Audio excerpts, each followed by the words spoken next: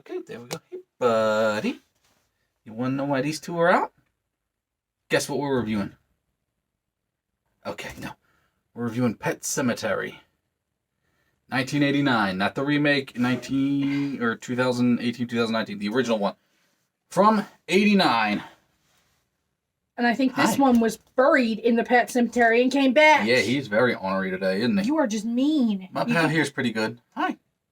He's talking to you. Yes, he is. But Pet Sematary, 1989. Oh, you gonna fly off too? Go ahead. Go. No? Okay. He wants to be your buddy. Okay. Honestly, I knew that was gonna happen, number one. Number two, how many times we tried to do this review? A couple times. Don't know what it is. Real excited about the movie. It's a movie I see from my childhood. You weren't sure if you'd seen it or not. I saw bits and pieces of it as a kid, and then I was like, all right, we gotta sit down and like actually watch this. So we watched it, enjoyed it. Yeah. For Fred Gwynn, we watched Fred Gwynn. For Fred Gwynn, we loved it. The scary parts that you saw when you were a kid, the parts with Zelda, the parts with Gage, still hold up. Yeah. Still hold up very much. But when we tried to do this before, both times, we were like, all right, we can talk about this, we can talk about this, we can talk about this. Sat down, put the camera on. Blah. Like all the life. It sucked. No pun intended, sucked the life out of us. Yes. But now, here we are. Let's talk about it. Let's knock it out. Yep. Got that. I got the four movie combo. The shine keeps. They know it. They own it. But yeah, Pet Sematary. Family moves from Chicago to Maine because he's a doctor at the university, even though we only University of Maine. We only saw it once in the movie. I think it plays a bigger role in the book, if memory serves. They move into a house across from Judd, played by Fred Gwynn. Most dangerous road in the world, but there's a reason for that. Their house is right down a makeshift path from what they call the Pet Sematary, where the whole community buries their pets. But beyond that is the Micmac tribe's burial ground. Yep. And by burial ground, I mean they buried things there first, and then they stopped because they realized the ground was tainted. It was corrupt. It was bad. Mm-hmm. So the wife, the two kids, they went back to Chicago for some reason. Yeah, like, I don't remember why. I was like, wait, why they... Okay. But their cat dies, so the dad takes the cat, buries it beyond that in the Micmac burial ground. The cat comes back, only the cat's a little bastard. Wait, no, I have two favorite characters. Church? The cat. And Fred Gwynn as Judd. Okay. So, he brings the cat back. But I just want to point this out. I'm going to be going to the book a lot compared to the movie. Because in the movie, it makes it seem like all this is happening within a month. Honestly, or within 2 like months, a week. Like in a like very short time frame, while in the book, it's spread out. It's very much spread out. Oh, yeah. And the book is also much more descriptive and better than any movie. Always be. Yeah. But his son, who's 2, gets hit by a semi on this very dangerous road. We'll get into the road in a second again. So he tells his wife and daughter again to go back to Chicago with her family. They go back to Chicago like they're in Chicago. They're back. They're in Chicago. Yeah. That's why I said it moves very. So that's how you can tell they're rich, because they can afford all these he's flights. A doctor. But he then takes his son's body out of the cemetery. Laughs when he doesn't get caught. Yeah. Like, haha, I got away with a crime. Dude, you're standing in your son's grave. Takes his son's body, cradles it at the cemetery for a little bit. That was a very interesting, kind of disturbing scene. What got me, though, was he had, like, no attachment to this kid. Like, he ignored him. He was kind of, like, weird toward him. The whole movie. And then all of a sudden, he's so upset that his kid is dead. And I'm like... Yeah. Now, I'll get into the guy that plays... I'm going to have to bring my phone out because I can't remember his name.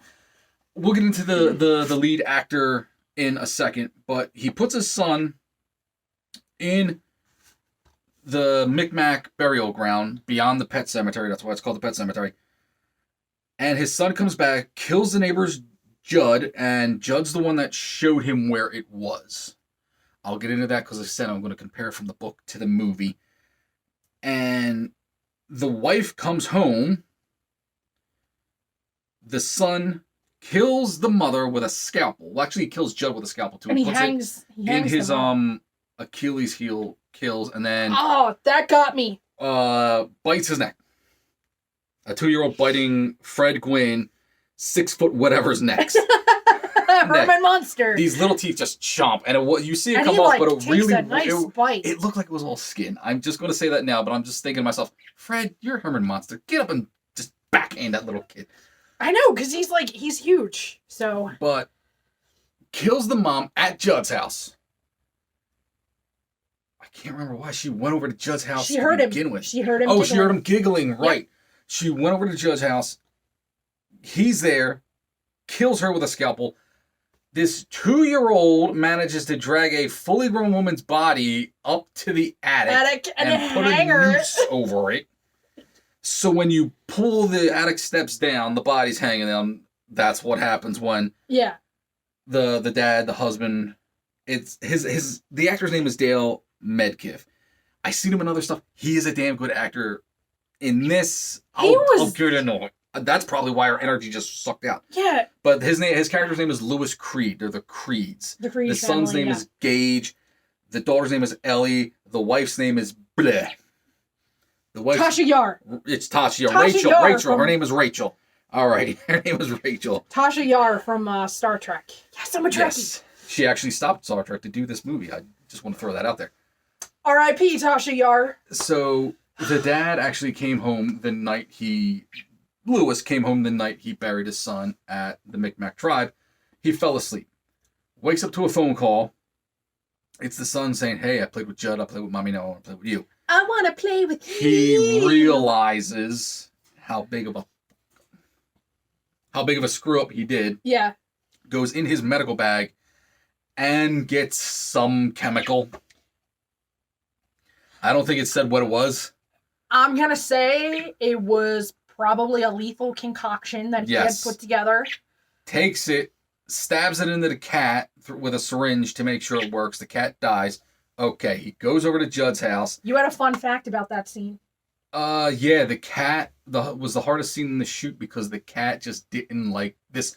Took 7 cats to play this one cat.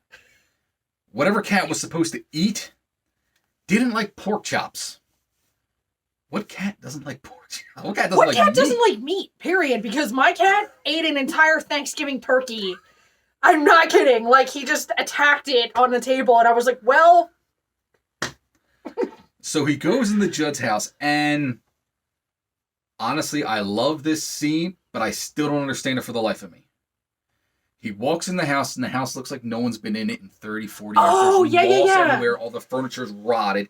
There's a fog all over the floor. Yeah, and then there's like that weird but visually the moss on the steps. Yeah, moss and mold and everything. Visually it's great. And he walks in, from his vision, he's seeing all this. That's why it's great. It's like a first person. Yeah. And then he walks up the steps and it cuts to the camera in front of him and the whole house is fine. It's fine. There's a lot of things that confuse me in this. The face he sees in The Rock when he's going to the Micmac. Yeah, that is very unexplained. It doesn't explain it. Some people are saying, oh, it's a demon. Other people are saying it's the father-in-law's face. Okay, if it's the father-in-law's face, why is it yelling at him not to do it? The father-in-law didn't know about the Micmac tribe. But that's a fact we just went over. Cool. He finds Judd dead. And now Judd's missing his lower jaw. It's good makeup, by the way. Like, his jaw's hanging down here. Yeah. He hears his son in the attic, pulls the attic door, noose around the neck, wife, yeah. Gage, I'm only going that quick because I just mentioned it. Gage then lunges at him. Now, there was a thing when making this movie about the little kid, Miko Hughes, being subjected to these violent scenes. The director, I can't remember her name, I want to say it's Patty? Mary Lambert made it clear that this kid was not on set for any of these scenes. And it is very clear that it is a doll. Oh, yeah, absolutely. That this guy is fighting with. Not only is it a doll, he is fighting with a 2-year-old and can't out-strength him. But also, some of the stuff that they did have him do He did when no one was was around. impressive. Yeah. Like, for a 2-year-old. Yeah, but Like- they shot it either before or after. And not to ruin some movie magic, there's a reason they did the close-up on his face, or when he was walking down the hall, it was just a hall with a chair tipped over in the background. Yeah. They shot it at different times and then just edited it in. He never saw any of this. He never did any of this. The dad was fighting, or Well, honestly, Dale Metcalf was fighting with a doll. yeah. But the things that they did have him do, Mhm. I was impressed. You and I have both had 2-year-olds. Yes. And we live with a 3-year-old. So we know that they're not always very cooperative. But He was very... I was impressed. Good. Yeah, he I was very, impressed. very good. And if you don't know the kid, and if you go, he looks familiar, it's the kid from Kindergarten Cop. Girls have a vagina, boys have a penis. That kid. He was also in Spawn. He was the main kid in Spawn, too. Just throwing that. He had a run on Full House for a while, too. Oh, neat. Yes. I want to play with you. Yes.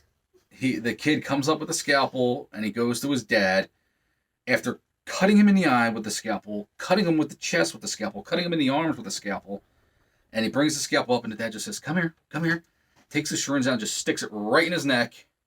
And this is one of them great acting scenes, especially for a 2-year-old. He goes, no fair, you cheated, no fair, while stumbling down the hall, falling over himself, hitting his head into walls, Yup.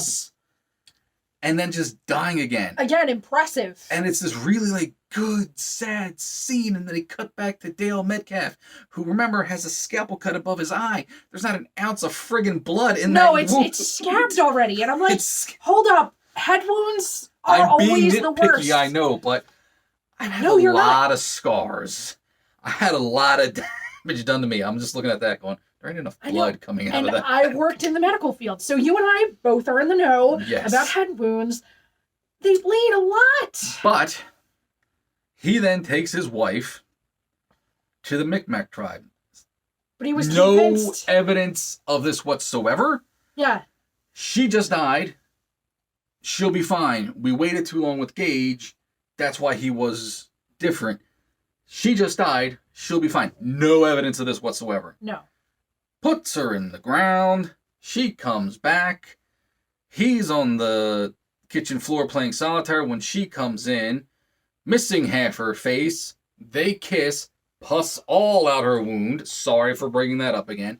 Last scene is her picking up a knife. It was a knife, right? Last time I It think was I said the knife meat on the cleaver. table. I think I said meat cleaver last time, and it was just a kitchen knife. It was, And then it cuts, Cuts. and he screams. yeah. That's it. It's a good movie. It is. It's not very one of good. his best movies. Rotten Tomatoes, I think, only gave this a 38%. But then again, I don't listen to Rotten Tomatoes because they gave Predator 2 a 32%. You want to see me something I never did on this camera before? That. Ouch. You did that to me, too, by the way. There you go.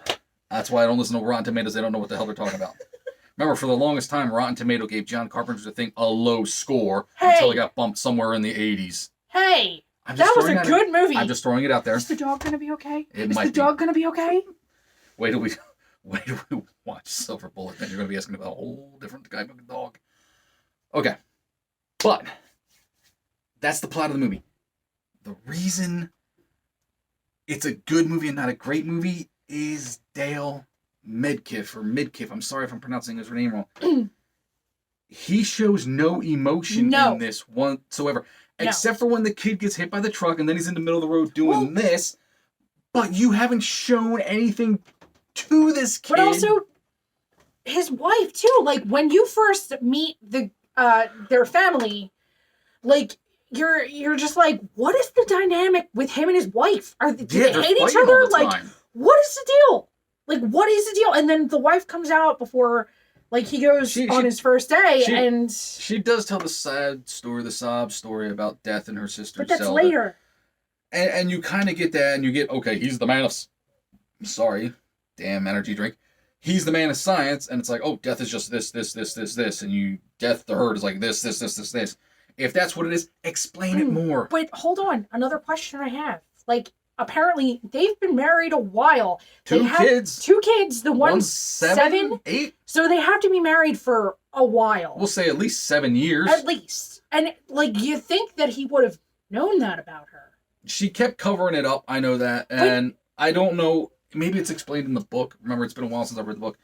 That we're getting into the book next. I promise. The driving force behind all this made her tell the truth about her sister. I don't know, but it seems a bit long for me. You know, like Yeah, if you're in a relationship it's that family with somebody, secret that like you're waiting till almost 10 years in a relationship to tell someone. It's like, nah, I should have known this at least in the first 3.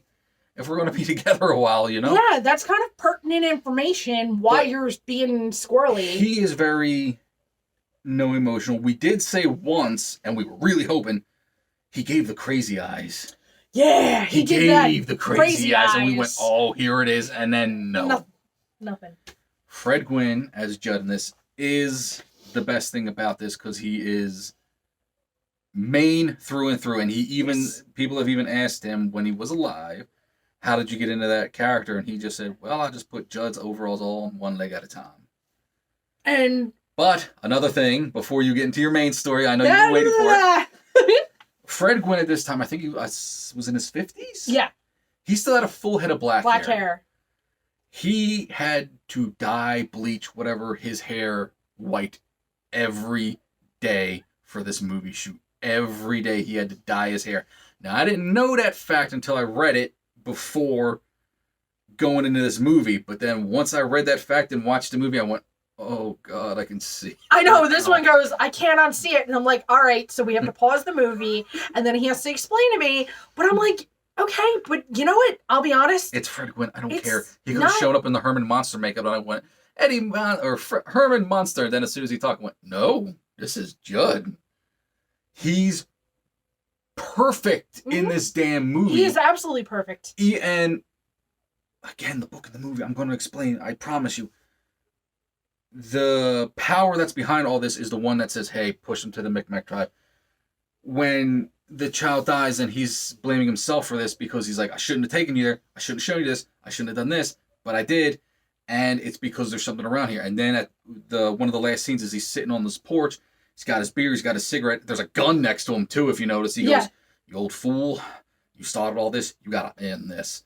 You believe that he has a weight on his shoulder from everything, not just this event, from the events of his life. Yes.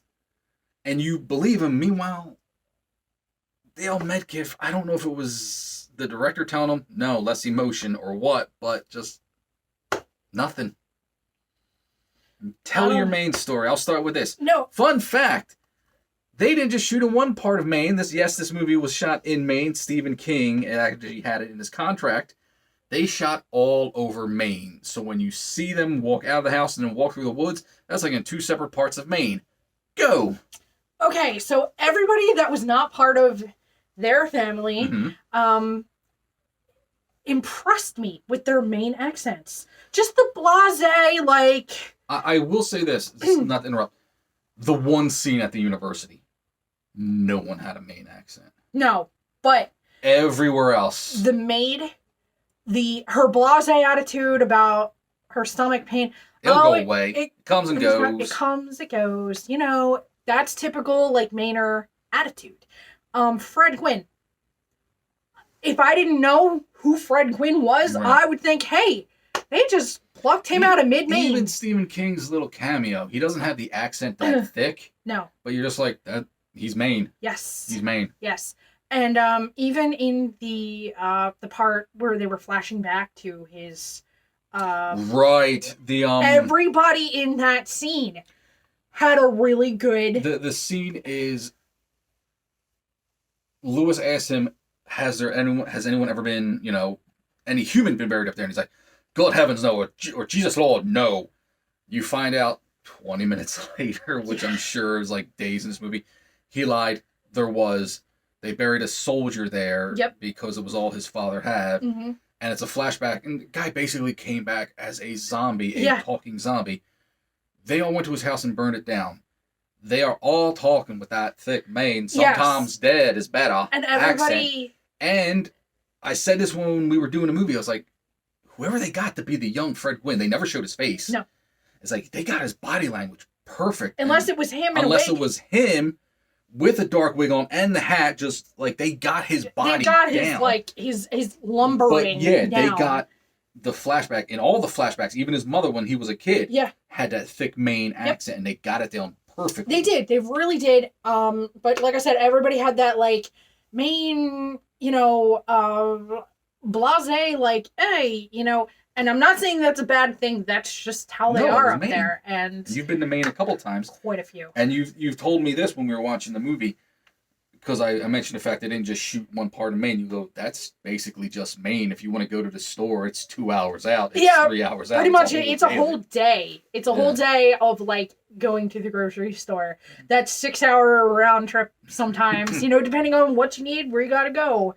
The tree in front of the house. Yes. They transported that from another part of Maine. They liked that particular tree, uprooted it from that part of Maine, right, brought it over and put it in front of the house, and then put the tire swing on it. Yes. The mountain for the Micmac tribe, that was a real mountain in Maine. That wasn't a set. Mm-hmm. It was a real mountain. They put all them graves on. The same with the Pet Sematary. It was all over Maine. Now you look at Maine, you go, Maine's not really that big. Well, actually, it really is. It's pretty damn big. Also, another thing, I know it doesn't have anything to do with the actual movie, but in Bangor, where Stephen King lives, his house is so cool. Pictures do not do it justice, okay? My mom was hell-bent on going to see it, so we went to go see it, and it was really cool. I wished I had had a camera, but yeah. Well, he actually wrote the screenplay to this movie, too. This is, I think, the only one of his movies, his adaptions, that he wrote the screenplay for, except Maximum Overdrive, which he wrote and directed himself. Which I would really like to see that. And he was very into his substance abuse then, so he was that movie is weird. I'm sure. Awesomely weird. But let's get to Pet Sematary before we get to Maximum Overdrive. Let's compare it to the book now. And the book is, like I said, this seems to take place in a couple days, in a couple weeks. But it takes place over months. Book, it starts, I think, in the summertime. Judd's wife, who's not in the movie, she's in the book, she has a heart attack on Halloween, and the doctor, Lewis, the neighbor, takes care of her, gets her a speedy recovery till she's back on her feet in no time. That's why he tells him about the Micmac burial ground. In this, it's just, oh, your cat's dead. Well, come with me, I want to show you something. Again, it's explained in the movie later. He says, I didn't want to show you that. Whatever's in that ground made me tell you that. In the book, Micmac, it's spelled differently in the book. It's not like Micmac, it's like Micmac or something like that. I don't know it, but in the book, a lot of bad happened in this ground. A lot of death, a lot of killing, a lot of murder. That's why the ground is corrupt. It also gave birth, or maybe this thing gave birth to that, the Wendigo, which is the power in this area. It is influencing your mind. They briefly touch on it in this, and in the remake, they briefly touch on it. But in the book, it is a presence. It is its own character. That little doubt in Judd's head, that's like, should I, shouldn't I? That's him trying to come to a sentence, but the Wendigo just kind of turn it. And so the scene in the kitchen table in the movie where he's like, I showed you that thing knew, that thing was here, it creeped into us, that thing is what killed your child, it's all on me, I killed your son. That's the explanation in the movie. In the book, they go into detail, especially the road with the trucks. This road, you hear, oh, these truckers kill things all the time in this road. Yeah, because the Wendigo is getting into their head as soon as they're in range of it. It's basically causing them to slam on the gas and go further, and that's why the cat gets hit. That's why Gage gets hit. You know, the Wendigo is a character. It's briefly seen in the remake. Like, you gotta, like, if you're here, you gotta look back there in the shadow and you see the horns on the head. But it is a character that is kept out of the book, and I really wish they would have put it in more, because then it would explain more. Yeah. Also, in the book, the daughter, Ellie, she is psychic. Well, they sort of make her to be a little psychic in the movie. A little bit, like, but it doesn't really come over. Like, the cat died. Oh. Is it her? This is one of my thing with the movie. Is it her being psychic that is telling her this? Is it the Wendigo telling her this? Is it the ghost of Pascal telling her this? You see? Yeah. Because even when Pascal's a patient that died and the doctor tried helping him, So he hasn't crossed over yet because he's trying to help the doctor. Yep. When she's in Chicago and she puts her daughter to bed and the mother's trying to put one and one together, the ghost comes up to her and just goes, the name's Pascal. The ghost is there influencing her now. So it could be. They leave a lot out unexplained in the movie. Like I said, I'm not dogging this movie. Go see this movie just for Fred Gwynne alone. Should I tell them the big thing? Okay. Back in 81, Stephen King said that a specific movie was the most terrifying movie he had ever seen in his life, and it was called Evil Dead. He is also, Stephen King, the one who kind of put his foot up Sam Raimi's butt to go, yo, do Evil Dead 2. So when it came down to casting this movie, everyone, Stephen King, Mary Lambert, everyone involved's first pick to be the husband in this movie was the King of Kings, Bruce Campbell. Honestly, I would have liked him so much better. Here's what I'm getting at. I've looked in a lot of places. No one can explain why Bruce Campbell didn't make the cut. So if you ever get to meet him, I might ask him. You need to ask him. I might ask him, but no one can explain. They just said, hey, Bruce Campbell was the first pick, and then, yeah, that's it. And now, when I was younger, I had thought, okay, well, maybe he was filming Evil Dead 2 at the time. Evil Dead 2 came out in 87. That means it was filmed in 86 into 87. This came out in 89. Evil Dead was well out of the theaters by this time. Yeah. I don't know. Was Maniac Cop 90 or 91? I don't know. But he wasn't the lead. And I think, yeah, he would have brought a whole new level to this. I think so. I think there would have been more like, I hated the dad. I hated him, okay? Yeah, okay? I hated him. I was like, all right, you're an asshole. He's the one that took you out of this. Right? Yes! Yeah. Yes! Like, I was just like, what is this dude's deal? Like, what? Just... He didn't emote. He didn't sell me on it. The end of the movie is almost similar to the end of the book. With the end of the book, he's sitting at the table playing solitaire, and she comes in behind him, puts a hand on his shoulder, and I think the book says, in a dirt-filled, gravelly voice, mainly she still has everything in her mouth, darling. Yeah. And that's when it cuts to black, or that's when it ends, I'm sorry.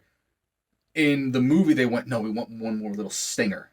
So that's why he's on the floor, sees her when she comes in, she says, darling, gets up, they kiss, and she picks up the knife. They wanted that last, here it is. Kind of like taken away from the uncertainty of the book. Well, maybe she wasn't dead for long. Maybe she's back. But they wanted the last little stinger in the movie. I'm fine with the last little stinger. The makeup on her was great. It really is disgusting, but it's awesome. It made me gag, so hey, it works. I still, and even in the remake, if a kid's getting hit by a semi, I got news for you. It's not just leaving a little scar on his face. Oh, no. And that's all they put on that kid's face. No, his face was pretty... That's why they had the closed casket. No, he only had one scar. Did he? Yeah. Oh, I thought it was his whole face. Nope. They go into that a little more in the remake. Like, she comes back and, like, her face is kind of droopy. And so he gives her a bath because she kind of smells like death because she is. And you actually, when he's washing her hair, you see the staples in the back. They pulled her head back to make it look like her. But if a semi's hitting a kid, I don't think the kid's body parts are staying on it. That's just me. I know that's a little dark right now. Big explosion. But I enjoy this movie very much. I did too. I know you enjoy it except for the dad. This movie, this book, this everything almost didn't exist though. Yes. Stephen King wrote this and then put it in a drawer because he said this is the worst movie or this is the worst book I've ever written. Not writing wise, just the whole thing is just a downward spiral into darkness, meaning the feeling of darkness, the feeling of dread. Damn, energy drinks coming back to haunt me. But he was leaving his publicist at the time, and he owed them one more book. And rather than take it to months or take it to years or whatever, how long it would take him to write the book, he went, I have this. And he gave it to them, didn't do any promotion for it, didn't do anything for it. So that's how that publishing company wrote it. They wrote it as this is the book too scary for Stephen King. Stephen King's Pet Sematary. And guess what? It was a hit. It was golden. It was a hit. It's a damn good book. It's a good movie. Remake takes, I'll show you, it takes a lot of liberties. A lot of liberties. From what you were telling me, it sounds like I'm going to be disgusted by it. I don't think you're going to be disgusted. I think you're going to have a lot of questions. Like, one, why was the daughter hit by the semi instead of the son? And Stephen King was actually okay with it. In the remake, it's the older daughter that gets hit because it's easier to find a 9-year-old actress to do this stuff than a 2-year-old actor. Absolutely. Apparently not in '89. They found one real easily. But we'll get to the remake when we get to it. Do we have a rating system? I mean, maybe we should. Look, if you haven't seen Pet Sematary, the Zelda part's her sister, who has spinal meningitis. Yep. I'm saying that right? Are going to stick with you. When Gage comes back and he's the zombie? Undead. And her sister is played by a male. Yes. Because they couldn't find anybody, a female to be under all that makeup. It wasn't and just everything. The face either, it was the whole back too. So they found a stunt man who could kind of deal with the makeup, but also do some of the crazy to make the moves. back look like it's moving. When Gage is undead, it's going to stick with you because of that look, that Victorian. Yes. gown? Oh, and another point that I wanted to bring up, and the little top hat. The sister and Gage were both wearing the same color. Yeah. I don't know if that had anything to do with anything. I don't know. But that's his a burial good catch, though. His burial dress, attire, garb, whatever, it was the same color as what the sister was wearing. That's a good catch. I didn't know if that had anything to do, or if there was any symbolism with that. But I caught that. Yes, and especially those two parts are gonna stick with you like in your head, because like I said, this came out in '89. Mm-hmm. When I was a kid in '89, I didn't remember really anything about the movie. I knew Zelda and I knew Gage though. Yeah. And as a kid, I remembered the cat. As a kid, I remember them, but as an adult, it's Fred Gwynn. Yeah. And he carries this movie, and he's great in this movie. I just wish they would have went more into the power in the area. Yeah, explain it a little bit better, like more in depth. They should have. Yes. So that's the review. Yep. On Pet Sematary. You gonna watch it again? I mean, I didn't hate it. So I mean, if somebody said, "Hey," like if it's on TV, you're yeah, sure. Oh yeah, Pet Sematary, Sure. but you're not gonna go. You know what? We need to pop Pet Sematary in. Yeah, like I really feel the need to watch it. Yeah, I mean, we have the Monsters on DVD over there. If we want to watch Fred Gwynn, we'll watch. We do? Wait. First season, no, it's not over there because I had to move everything. I thought it was Addams Family that you had. Tomato. I'm lying. They're both totally separate entities. We have the Monsters somewhere around here. Hey, Scary. Yes, Forrest. Have you ever seen 1989's Pet Sematary not starring Bruce Campbell? Yes. But starring Fred Gwynn. Yes, she has. Like, subscribe, notification. Comment a movie you want us to watch. Yeah. Comment a movie you want us to watch, a horror movie. We're getting more into the Marvel movies now. Yeah. I mean, like, we're pretty open. We're pretty open. She hasn't seen a whole lot, so she's going to go, do you know this movie? Yeah, I know. Just assume you have it. Yes, just assume I have it. Yes. Like, we did all that already. Comment. Ring the bell. We need an outro. But for right now, later, guys.